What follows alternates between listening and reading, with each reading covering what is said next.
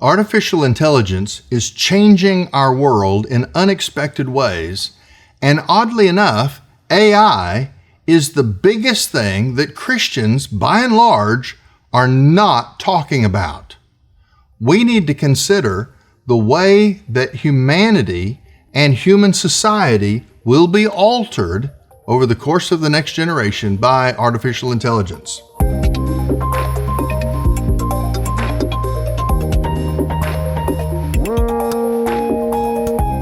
There's a futurist by the name of Ray Kurzweil who has adopted the word singularity, a word that comes out of the physics world, and he's used it to speak about artificial intelligence. Now, in physics, singularity refers to black holes.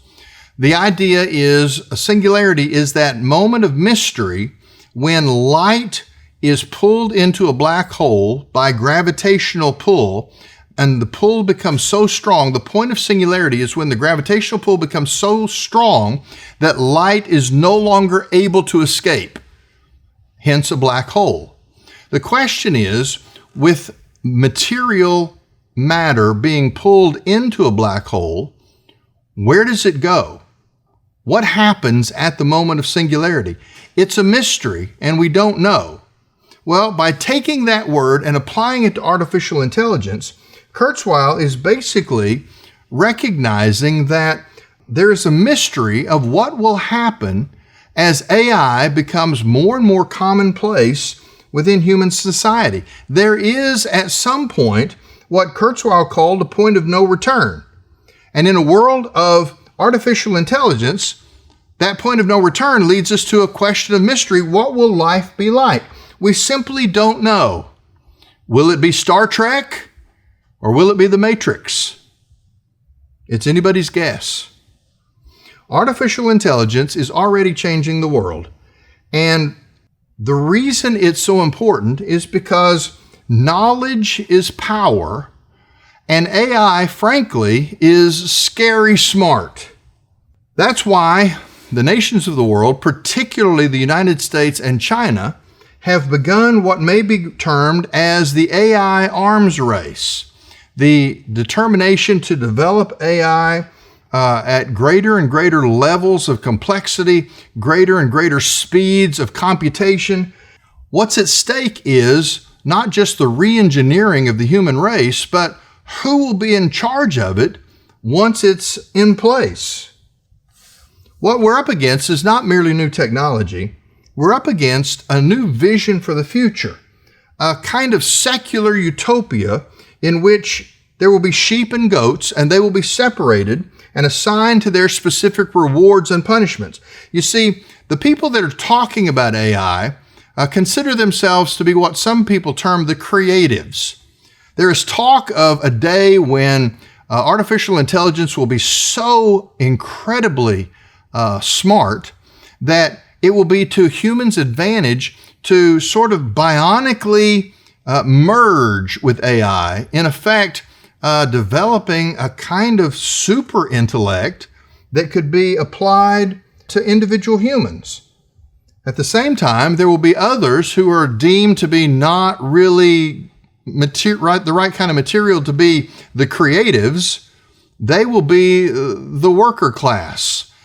AI has the potential of separating mankind into rulers and workers. It has a very communist feel to it, as it promises a utopia that will make life better. But just like communism, life is always only better for the people at the top controlling the system. Another concept of AI that should be of concern to us is not just what will happen as some people become AI enhanced and others become merely the chattel that does the grunt work of human existence. In the religious realm, we're already beginning to see the earliest attempts at what might be termed syncretism. Syncretism is a term that speaks to any time Christianity goes into a new culture and tries to merge Christianity with a local culture. Syncretism is that odd mix of sort of Christianity that comes when a primitive culture, a barbarian culture, a secular culture is adopted by Christianity and somehow merged, and the mix becomes something completely different that's not Christian. We're beginning to see that with AI in some interesting ways. There is a church in Switzerland that is currently promoting its use of AI to simulate the personality of Jesus as part of an art project that they call Deus in Machina, which means God in the machine. The AI version of Jesus holds conversations and offers spiritual guidance to anyone who asks. Now let me say that again. They've created a machine that takes on what it understands to be the personality of Jesus and then proceeds to speak as Jesus to people who need counsel or ask questions. I mean, my goodness, what could possibly go wrong with that? Why would anybody think that this is a good idea, and where does it lead? Now, you might assume that I'm negative about artificial intelligence, which is absolutely not the case. Instead, I think AI has some incredible potential, and it can be used as a tool that does a lot of things. I mean, imagine it this way. There was a time when we didn't have Google or Safari or internet search systems. Those ways of finding information have revolutionized the way human society operates. By and large, I think that's a good thing.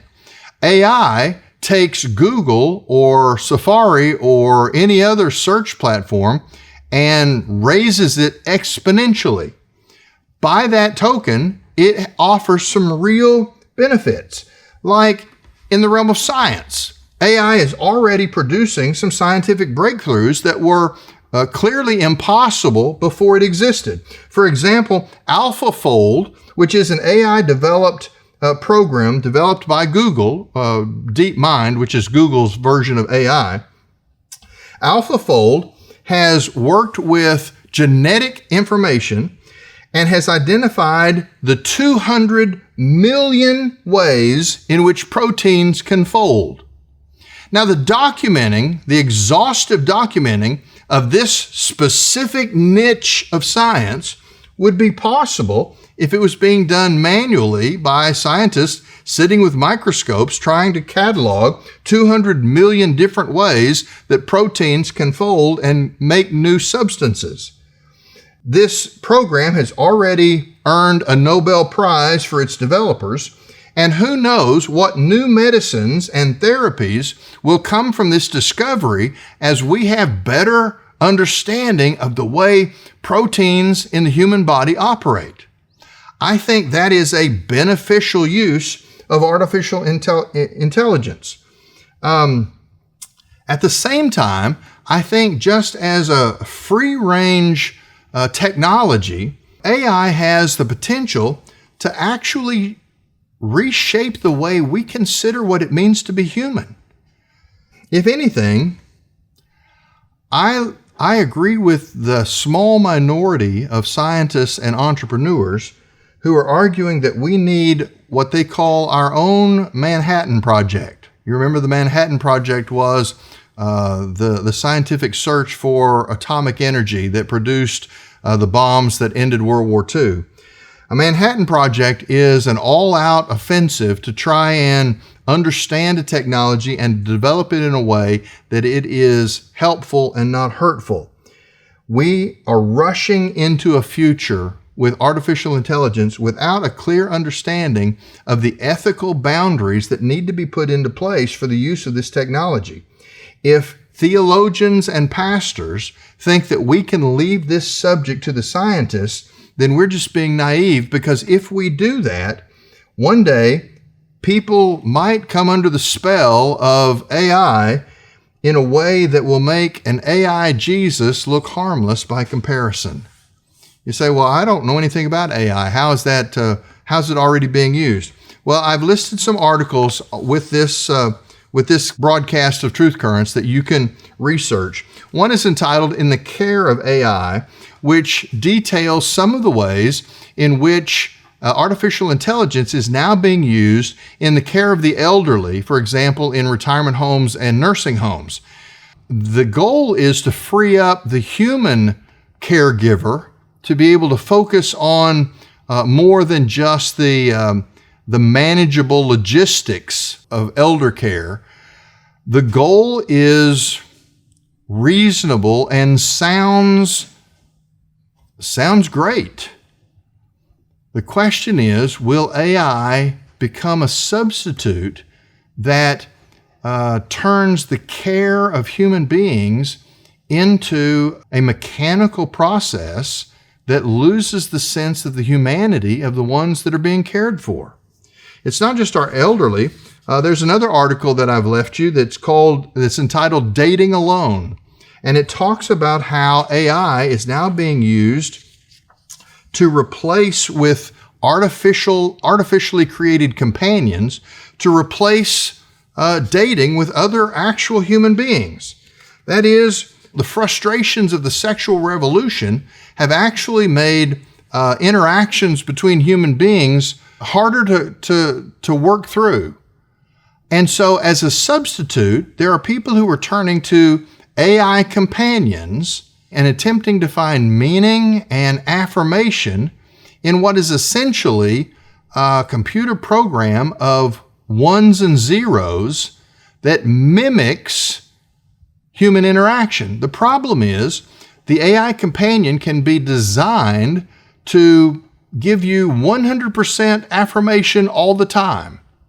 It is essentially an egocentric experiment where I can have all of the positives of someone who loves me, who praises me, who compliments me constantly, without any of the human interactions that require me to develop as a person, to learn how to care for another human being, to find value outside of my own narcissistic interests. This idea of an AI companion is, in effect, human relationships without the human element. It will reshape our very basic, necessary ability of being able to hold conversations and relate to other human beings. Another way that AI is being used is, I left you an article entitled, Should Elementary Students Use AI Tools? Increasingly, AI educational programs are being used as tutors for children. That is, children who learn virtually or through online or distance learning. They typically have an identifiable tutor with a name who is not a real human being. It's an AI companion. The problem is children have proven to be especially susceptible to not being able to distinguish between the difference of a computer-generated personality and an actual human tutor. Now, while AI programs for education can provide the basic content and presentation of information, the fact that it's shaped in terms of a personality, a tutor, I think makes it very potentially dangerous. By the time a child in elementary school bonds with a tutor who is not a real person, and he grows to be a young adult who dates a computer-generated personality who is, again, not a real person, we are just one slippery step away from isolating ourselves from other human beings as much as we can, because we want to live in our own self-created bubble where all information in is only suited to what we want to hear, what we want to know about ourselves. We were designed by a creator to be in community. In fact, Genesis chapter 1, verse 26 starts this way. It says, Then God said, Let us make mankind in our image according to our likeness. You see, the imago Dei, the image of God that defines mankind, that is the single difference between man and all of the other life creations on the earth. We're different from animals. We're not just the highest animal on the food chain. We were created in the image of God. Now, what does that mean? The image of God revolves around community or relationship. The whole point of creation was that God, out of his own nature, had the impulse to create beings that he could give love to, that he could be in relationship with, that he could have fellowship with. That is how we were created.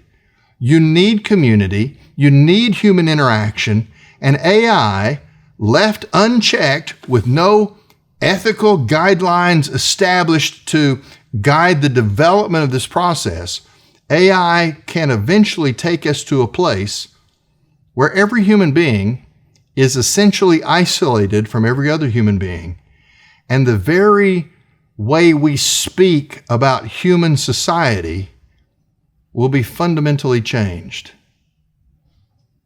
This is why we invite people to church, because we already live in a world where humans are more and more cut off. We are connected by computers. We can have conversations with people on the other side of the planet, and yet sometimes we go weeks without actual face-to-face touch and conversation with a real human being.